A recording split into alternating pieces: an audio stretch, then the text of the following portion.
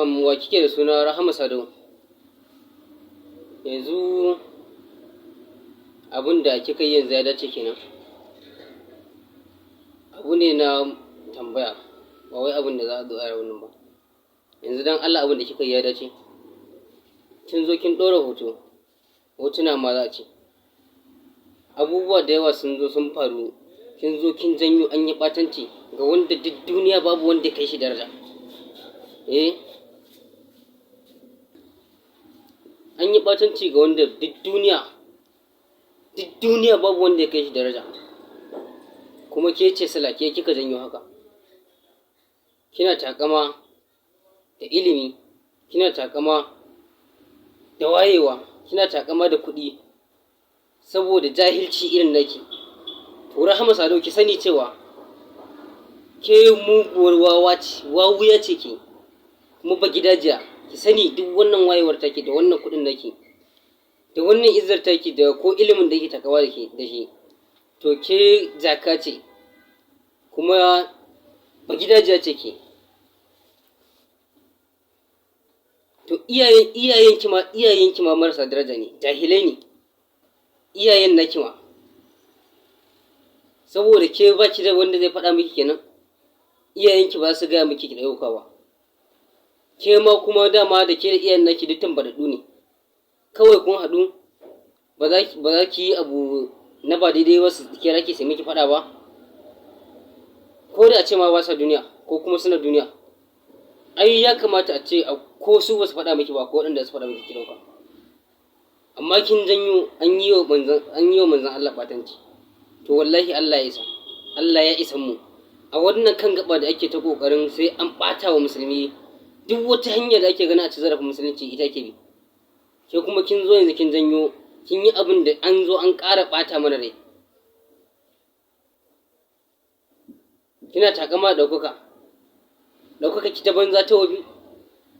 Ina kika baro su Rabili Musa Ibro? Ina kika baro Hauwa Maina a ilimi ta bakin wannan ɗin Bono? Kuma yanzu a Kannywood kamata ya yi duk ɗan iskan da ya sake zuwa ya siya miki fom a Kannywood a ci ubansa wallai, kuma a hukunta sa. Mutane nawa ne mu mun san su a yi, sai an kore ki a zo a siya miki fom a dawo da ke. Wannan abu ba adalci wani. Kuma mun faɗa mun ƙara faɗa, iyayenki da ke da su ɗin dukkan ku jahilai ne marasa daraja, ba koya miki tarbiyya mai kyau ba. Tun da dama su ma ba tarbiyya ce da su ba. Inda suna da tarbiyya ba za su koya miki wannan ɗabi'un da kika ɗauka ba. Kuma ko da ba su suka koya miki ba, in kin ɗauka za su dakatar da ki. Muna kan wannan gabar ta cin zarafi, ki zo ki ci.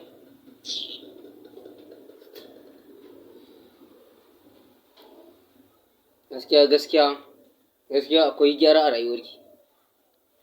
Wallahi akwai gyara a rayuwarki. Ki tsaya ki yi nazari mai kyau, kuma ki kula da abin da yake faruwa a duniyar nan. Duk iskancinki, duk rashin mutuncinki, duk kuɗinki, duk ɗaukakarki, akwai waɗanda an yi su a baya waɗanda ko sahun inda suka taka baki sakin jodan ba. Yanzu suna ina dan Allah. To Rahama Sadau ki sani, ki je ki gaggawar goge waɗannan hotunan. Kuma duk wanda ya miki reply da post da comment da me duk su ma ki yi kokari ki goge su domin ki wanke kanki. In kuma kin ki hakan, insha Allah, in Allah ya yarda da izinin Ubangiji dan matsayin annabi, insha Allah, in Allah ya ba za ki ƙara sati guda kina kwanciyar hankali ba. In Allah ya yarda ba za ki ƙara sati guda ba tare da Allah ya tashi hankalinki ba. In Allah ya yarda ba za ki ƙara sati guda ba tare da Allah ya tarwatsa dukiyarki ba. Insha Allah sai Allah ya batar da sanin da kika yi. Duk wani sanin ki na ilimi sai Allah ya batar da shi. Banza wawuya kawai, jaka, ba gidajiya.